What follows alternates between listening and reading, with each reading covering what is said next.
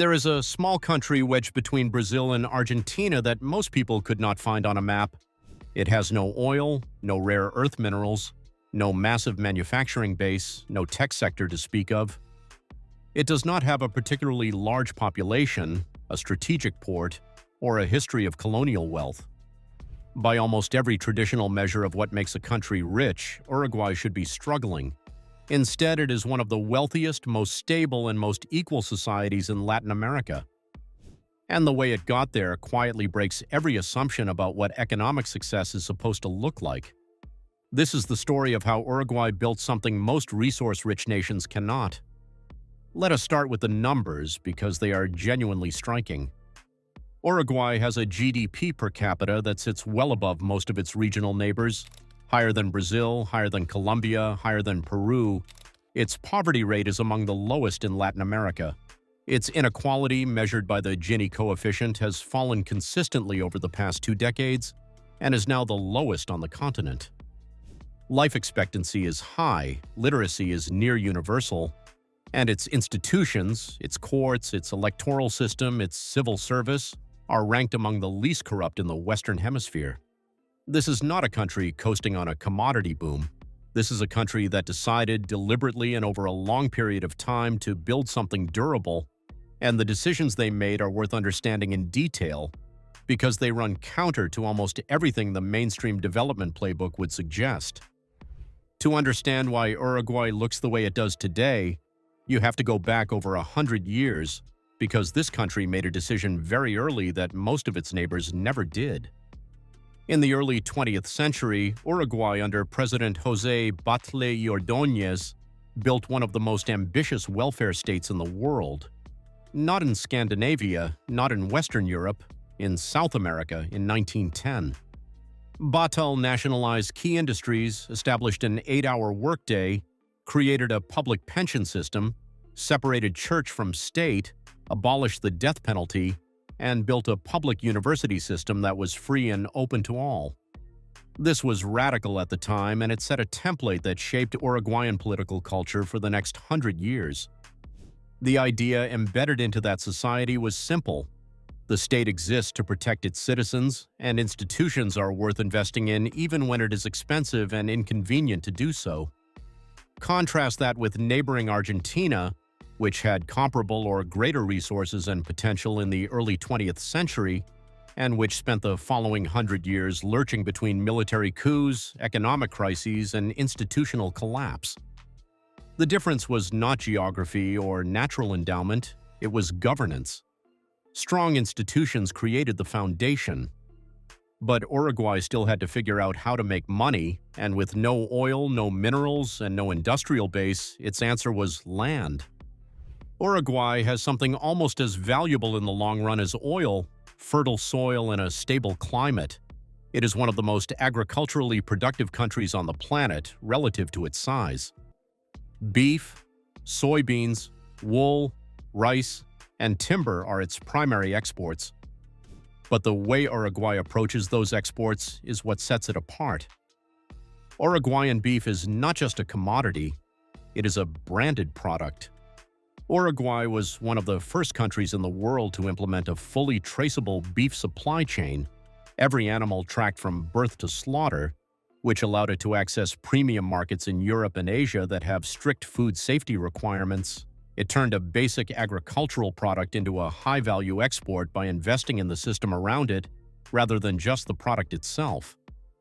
This is a pattern that runs through everything Uruguay does. It does not have extraordinary raw materials. What it has is extraordinary execution. It takes ordinary inputs and produces extraordinary outputs by building better systems, better standards, and better institutions around them. Nowhere is that execution more visible than in what Uruguay did with its energy grid, and this part of the story genuinely surprises people. In 2000, Uruguay was almost entirely dependent on imported fossil fuels. It had no oil of its own, no natural gas, and its energy security was hostage to global commodity prices. Every price spike hit Uruguayan consumers and businesses hard. By 2015, just 15 years later, Uruguay had transformed its energy grid so completely that over 95% of its electricity was coming from renewable sources. Wind, solar, biomass, and hydroelectric power had replaced fossil fuel dependency almost entirely. Uruguay now regularly produces more electricity than it consumes and exports the surplus to neighboring countries. How did they do it? Not through luck or geography, through policy. The Uruguayan government created a long-term energy plan, offered stable contracts and regulatory certainty to private renewable energy investors, and used its state energy company as a strategic anchor. It treated energy sovereignty as a national priority, not a campaign talking point, but an actual multi-decade infrastructure project, and it executed. The result is that Uruguay today has some of the lowest and most stable electricity prices in Latin America. Its businesses are not exposed to fossil fuel price volatility, and it earns revenue from energy exports rather than spending it on energy imports. A country with no resources turned its energy sector into a competitive advantage. Before we go further, if breaking down how small economies outmaneuver bigger ones is the kind of analysis you want more of, subscribe right now. We publish this kind of deep dive every week, and the next one is already in production. Then came a president who took the same logic, build systems, measure outcomes, ignore ideology, and applied it to social policy in ways that made headlines around the world. Under President José Mujica, who served from 2010 to 2015 and became famous internationally for living on a farm and donating most of his salary to charity, Uruguay made a series of social policy decisions that were bold by any standard. It legalized marijuana, becoming the first country in the world to create a fully regulated state cannabis market. It legalized same-sex marriage. It passed sweeping abortion rights legislation. It invested heavily in early childhood education and digital infrastructure in public schools. These were not just social reforms, they were economic ones. The cannabis legalization, for example, was designed explicitly to undercut illegal markets, generate tax revenue, reduce incarceration costs, and attract investment in a new regulated industry, all simultaneously. Mujica was not making a cultural statement. He was solving multiple problems with a single policy lever. The deeper philosophy behind Uruguay's social policy is consequentialist. What actually works, measured in real outcomes, poverty rates, health statistics, crime rates, human development indices, not what looks good politically or satisfies ideological purity.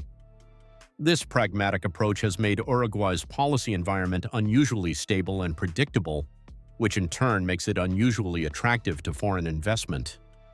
Now, will Uruguay's model scale? That is the obvious question, and it deserves a direct answer, probably not wholesale.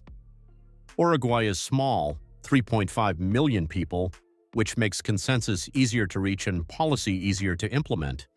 Its homogeneous political culture, long tradition of state investment, and relative geographic isolation from conflict zones gave it advantages that are hard to replicate elsewhere. But the lessons are not about size, they are about sequencing and priorities.